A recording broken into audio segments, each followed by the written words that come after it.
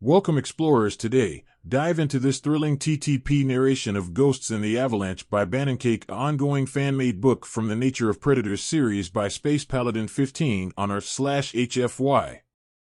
Memory transcription subject, Vickery, the honey badger. Date, standardized human time May 16, 2137. Chapter 5, Hair Trigger. My head rested against the soft, warm fabric of my bed as I stared blankly at my arms lying in front of me. My left paw stung beneath the covering of white bandages. The room surrounding me seemed to grow smaller with each passing minute.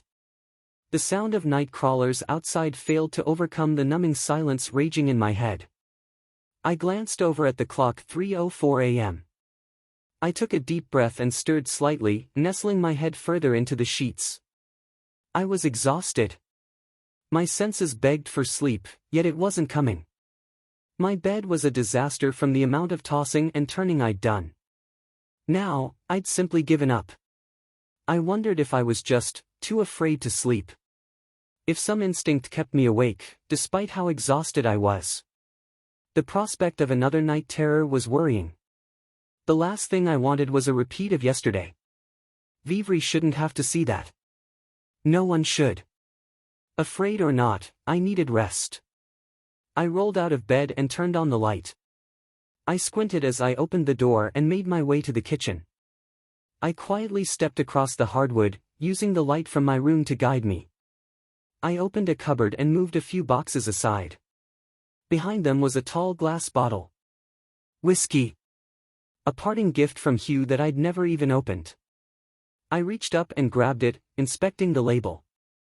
It was weak by Venlil standards, but enough of it might help put me to sleep. I closed the cupboard and began to leave the kitchen before I heard a voice from the living room across from it. "What are you doing?" I nearly stumbled over as my heart jumped.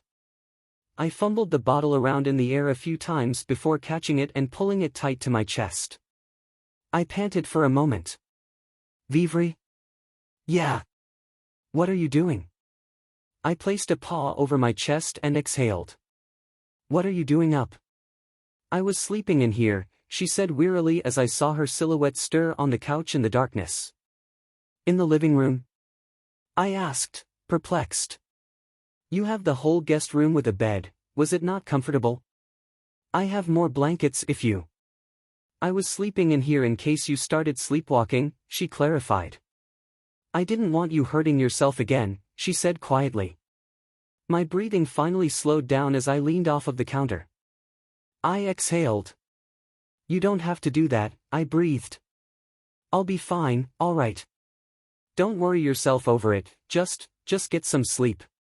A few moments of silence followed as Vivre stood up, wrapped in a blanket, and entered the light.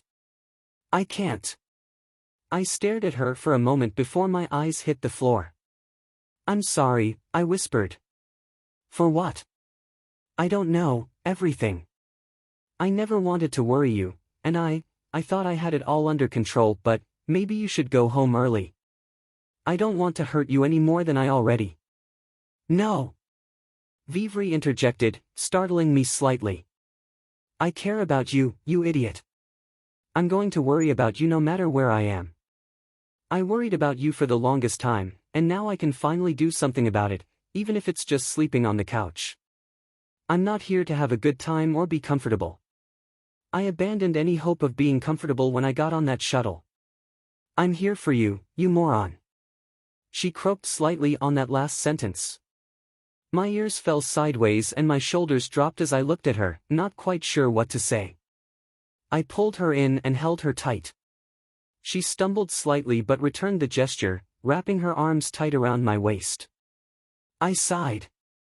"I'm glad. But I don't want you to worry yourself like that. I think it's just a lot of stress, is all. Things are moving a little fast right now, and it's exacerbating things, I guess. Just give me some time, I'll be all right. Especially with you looking out for me," I laughed. Vivre squeezed tight around my waist. "Okay, but don't push me away over it. You can talk to me, I'm still your sister, no matter how much you've changed." I sighed. "Okay. Deal. So, what's with the bottle? I looked down and realized I was still holding it behind her back. Oh. I couldn't sleep, so I figured this might help. Hugh gave me this a while back. It isn't that strong, but Hugh says it's the best from his collection. Vivri sighed. Well, I can't sleep either. I turned the bottle in my paw. You want to share? I only drink on special occasions. Vivri snickered. Sleeplessness doesn't seem too special to me. Well, there is one thing. I released her and took in a deep breath. I can go home, Viv. Vivri's eyes widened slightly. You mean they actually decided to let you come back without a screening? I chuckled. More like those politicians had their arms twisted into allowing it just this once. Lucky can stay with me too. Vivri stepped forward, holding her paws up to her chest. So you're coming home? I nodded. Yeah. By the end of the year. Vivri threw her arms around my neck as I staggered to keep my balance. Well, open it then. She laughed. The problem with shooting human firearms was that the sights weren't designed for our side-facing eyes. I had to close one and turn my entire head to get the tiny iron sights lined up in my vision. Focusing on the target beyond them proved even more challenging. I found the target, a small sheet of cardboard set up on a fence post 50 meters away. I lined up the front sight as best I could and pulled the trigger. A loud pop ensued, followed by a light kick to my shoulder as the round discharged. I faintly saw a small cloud of dirt shoot up from the left of the target. Low left, Garrett said, peering through a pair of binoculars. I sighed as I lined up to shoot again. From behind me, I heard Andy, you got this, fluff. I looked back and saw Vivri wave over from next to her from where they sat on a blanket over the grass. Her mouth was full of watermelon, yesh. You got this. She shouted, placing a paw over her mouth. Andy giggled along with her as I turned back around. I snickered as I lined up once again. Garrett chuckled as he peered through the binoculars. Just put that front sight on target and squeeze the trigger nice and slow. I exhaled slowly as I brought the sights into focus. I was perfectly on target. I squeezed the trigger and fired again. This time I saw the round land in the field beyond the cardboard. I rubbed my head. Arg. I could have sworn I had it that time. Garrett lowered the binoculars. You probably did, but you're flinching when you pull the trigger. I raised my head up and looked over at him. I am. Can't you tell? No, I turned the small rifle in my paws and looked down at it. Garrett scratched his chin. Huh. Strange. I guess it's just a reflex you don't really notice. Either way, nothing to be afraid of, just a little varmint rifle, it won't hurt you. As long as you're behind it, that is. He chuckled gruffly. Should go away with some practice. Just try to keep it steady as you can all the way up to the pole. Try not to anticipate it too much. As I nestled into the hillside again to line up another shot, a familiar sensation began to bubble in my chest. I slowly took my paw away from the trigger and stood up. Can we, take a break? I gotta use the restroom. Garrett took the rifle as I handed it to him. Of course. Go ahead, I'll make sure these sights are nice and tuned in. I walked hurriedly past Vivri and Andy. Vivri swallowed and wiped her mouth. Where are you going? I scratched the back of my neck. Gotta use the bathroom, I snickered. Oh. Okay. Hurry back. Andy waved. I waved back as I started down the hill toward my house. Won't take long. Once I was sufficiently out of sight of everyone, I started to pick up the pace, trying to keep my breathing steady. It was too late. The spiral had already started. The rifle we were using, as Garrett put it, was just a varmint rifle. Compared to most human firearms, it was very tame and quiet. Its small bullets were designed to be just enough to put down a small animal, though if aimed correctly, it could just as easily kill a human. Though the sound of the gun firing from the top of the hill should have been quiet, just a faint pop. They were the loudest sounds I'd ever heard in my life. Vivid memories accompanied every shot.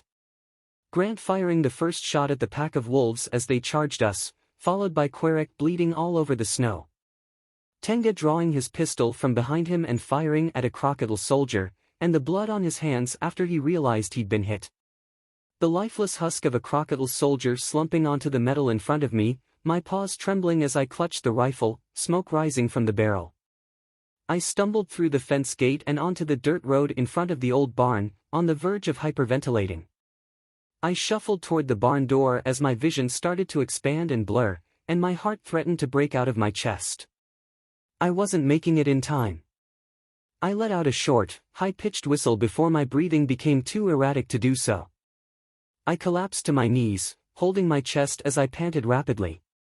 I had to resist the primal instinct to take off running with everything I had. My breathing devolved into weak, raspy wheezes as my chest continued to tighten. I heard Lucky bark from inside the barn as the doors rattled. She barked a few more times, whimpering in between. I wanted to open the doors, but I couldn't move. I propped myself up on my paws as my gaze hit the ground. Tears from my face turned the dirt a deep brown before the blood from my paw turned it bright orange. I was clenching my arms so tight that it had opened up the wound from yesterday. Suddenly I heard a cacophony of metallic clattering coming from the barn.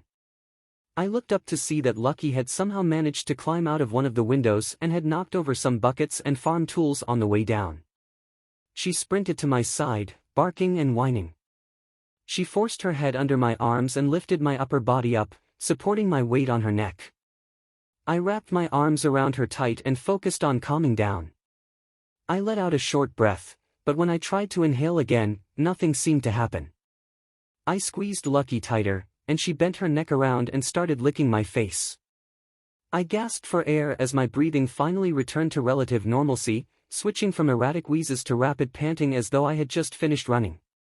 My grip on Lucky loosened, and I buried my face in her fur, shutting my eyes as I slowed my breathing.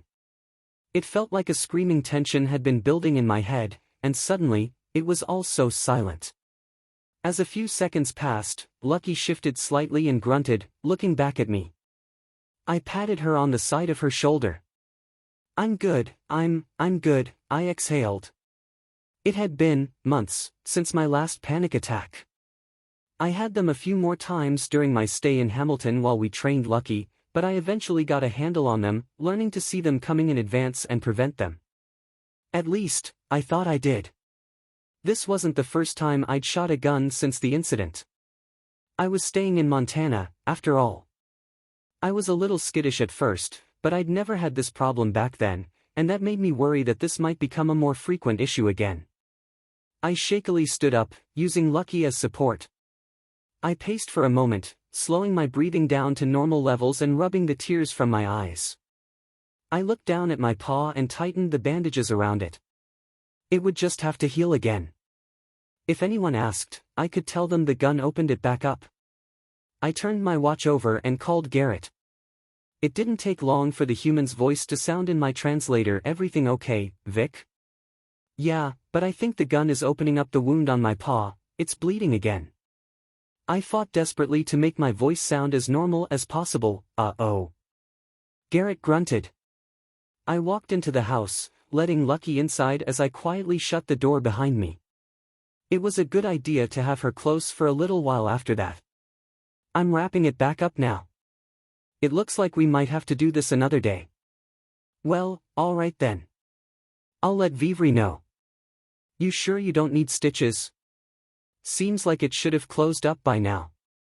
I chuckled awkwardly. Ven'll heal a bit slower than humans, it should be fine after a few days. Well, if you say so. I'll case up one of these rifles and leave it in that old barn so it's ready if these rascals show up again. I turned on the sink in my bathroom, unwinding the white fabric from my paw. Yeah, sounds good. Just keep it somewhere where Lucky can't get to it. You got it. A short tone beeped in my translator as I ended the call. I leaned over the sink, rinsing the blood from my paw under the warm water. I took a slow breath and leaned over the sink. Lucky padded up to me, her claws clicking against the tile. She sat next to me and whined slightly. I looked back up into the mirror. Memories of that day began to surge in my mind. I remembered how little I hesitated to pull that trigger. All thoughts of empathy, all conception of what I was about to do was blocked out of my mind. In that moment, I didn't see that soldier as a person, but a threat. If I saw him any other way, I'd have died right there. Yet I couldn't shake the thought of how feral it felt. As I stared into my own eyes in the mirror, I remembered what I looked like in the reflection of the monitor that day. Ragged. Covered in wounds. Eyes wide and bloodshot.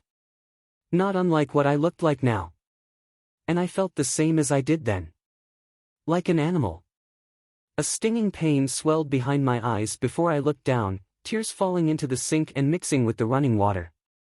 I thought I was past this, but it was becoming increasingly clear that I wasn't. I never was. I'd been hiding. Running.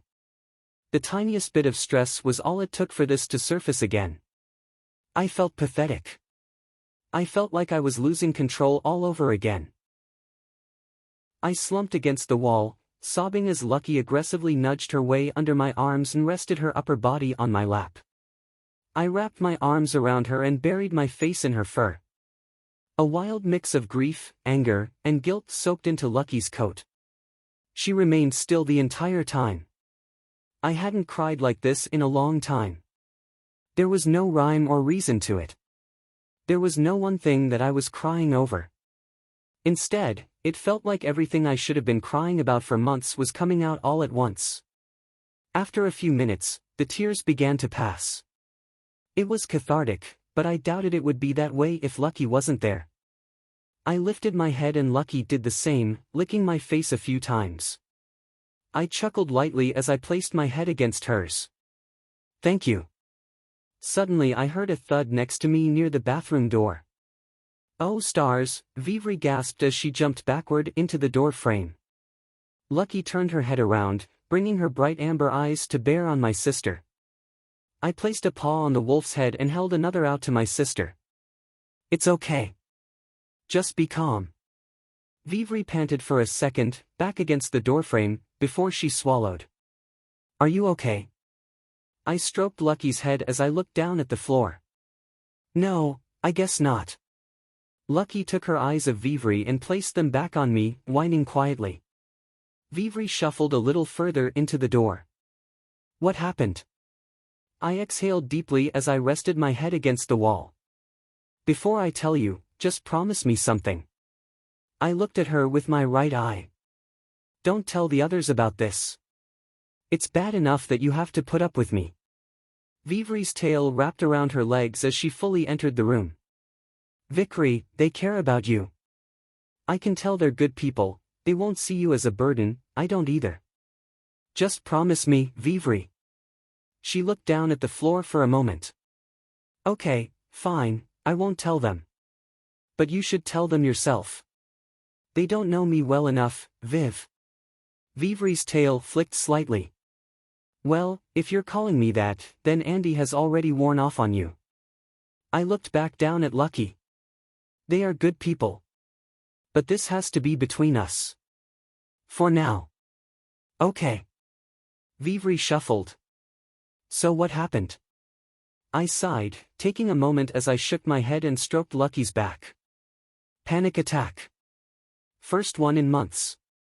"Panic attack." I shook my head again. "It's hard to describe. It's like a very intense fear response for no clear reason. And it tends to get worse the longer it goes on." Vivre shuffled. "You think it was, the gun?" I nodded slowly. "I think so." I held Lucky slightly tighter. "It brought up some unpleasant memories." "Well, if it was making you uncomfortable, why hide it? Garrett would never put you through that if he knew it hurt you." I was comfortable. It was nothing I hadn't done before. But Garrett said I was flinching. I scratched the side of my face. "I don't know. I didn't think I'd have to deal with this again. Awful timing too. I rested my chin on Lucky's back. You mean, for going home? Vivri croaked quietly. I nodded slightly. If I can't even handle this, then, tears started welling up in my eyes. I can't go home. I've gotten nowhere. Tears streaked down my face as I covered it with my paws and leaned back against the wall. I barely managed to squeeze out a sentence. I'm an animal, Vivri. Suddenly I felt warm fur collide into the side of my face as Vivri's arms wrapped around my head. I could hear her heart beating worryingly fast. Her chest rose and fell rapidly with her panting. Slowly, I lowered my paws from my face and looked up at her. Vivri looked at Lucky for a moment, just inches away from where she was standing. Lucky simply turned to look up at her, eyes glowing slightly as they reflected the lights in the ceiling. Vivri swallowed and looked back down at me. You are not, she panted for a moment, an animal. She kept a wary eye on Lucky as she knelt down. I could only look over at her in shock as tears rolled off of my fur. Wasn't the whole reason you left to fight because you believed no one should be treated like an animal? I stared at he for a moment, still as disbelief before I looked down and shook my head slowly. Then you shouldn't be either. Everything you did to protect what you believe in. Animals don't believe in anything, Vic. She took a trembling breath. You're a good, brave person, Vickery. I wish I could be more like you. She croaked and shook me by the shoulder as she spoke. So don't say things like that about my brother. My mouth hung open as I stared at her for a few seconds, scanning her eyes. Her body language was mired in terror at being so close to Lucky. She was visibly trembling, and her tail was pulled tight to her body. Her eyes, however, never left mine. I shut my jaw and nodded. I'm sorry. Without warning, Lucky lifted her head and started licking Vivri's face. I tried to stop her, but it was already too late. Vivri yelped and fell backward, clawing at the tile as she scrambled out of the room. Why is she tasting me? Pfft, ack. It's in my mouth. As Vivri's shouting faded away, Lucky looked at the door with her ears raised. She curled her neck all the way around and looked at me, confusion plain in her body language. I laughed as I rubbed the sides of her face. It's okay, girl. She'll come around. I looked to the door as I heard Vivri clatter through the kitchen. Eek. I heard the kitchen tap come on. I could only assume that she was frantically washing out her mouth. She's incredible.